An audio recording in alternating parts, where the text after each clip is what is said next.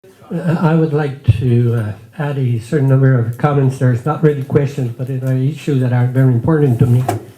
The first one is about this question of competition. I think that we would be ill-advised to try to eradicate competition because it's not a problem that it is built in and it has a nasty side to it. But after all, it connects with the tremendous dimension of humanity, which is that you try to fare better. And you try to fare better in many different dimensions. But the key issue would be that we should explain more and more than to better compete, you have to collaborate. And I think that we have to change the mindset. The problem is to find ways by collaboration, you better compete. I think that would be a best message to give to people. The second point is about the target population, about policies. And I think that the problem is the more we would identify which target population we're looking after, I think the better we will do about all of the papers that we are preparing. And it seems to me that the hypothesis presented by Jorge about the academe as a structure and as a certain number of actors is a very important dimension. And I think that Senra picks on that also, mentioning that all universities are important. And I think that's one real important dimension for us. And we could perhaps consider the possibility of coming to a kind of oath, quote unquote, or statement about all of these issues, and a statement about internationalization and equality problems. Months ago, I ran into a process which is currently ongoing between medical schools and life sciences departments for ethically responsible training in those areas. And one of the dimensions they are pinpointing is that these schools should push international students to go back. That's one issue that they are putting forward. So we may consider the possibility of having a declaration about how will we cope with these kinds of issues and try to circulate it within the academic system through all the mechanisms that we have. And I think that would be a very good input to the situation. A last point is about the relationship between local and global. I think that we tend to think as if there were in between the two dimension a kind of empty space. Now, what we see more and more is that there aren't any empty space there. There are lots of regional hubs that are being constructed all over the place. And more recent data on the international mobility of students try to show the importance of those regional hubs within continent. And I think that is also something that we should pinpoint.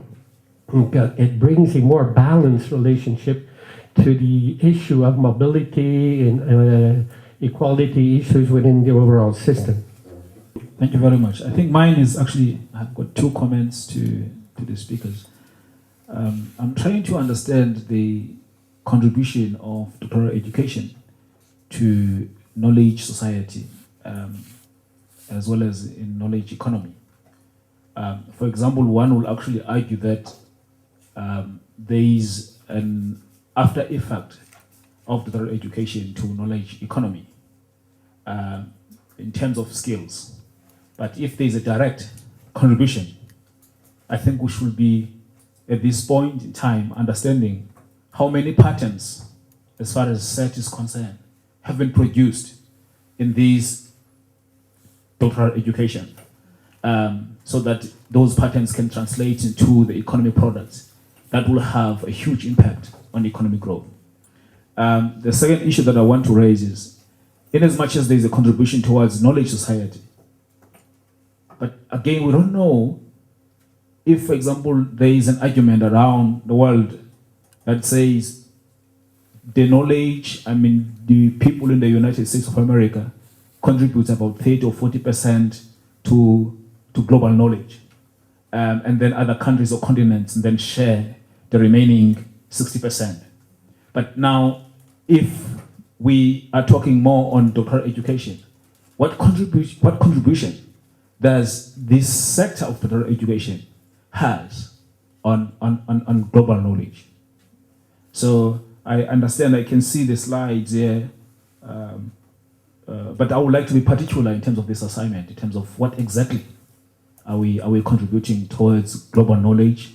Do we see, in as much as it seems to me that people tend to love US more, but I can see in the slides of the first speaker saying that the EU, for example, in 2010 made commitment to double, the USA. So, is that really saying doctoral education is contributing towards this percentage towards global knowledge as far as EU is concerned? Or are we actually, countries around the world are actually saying now that because the world economy is focusing on India and China, therefore they actually argue that by 2020, for example, China will be number one in terms of producing global knowledge.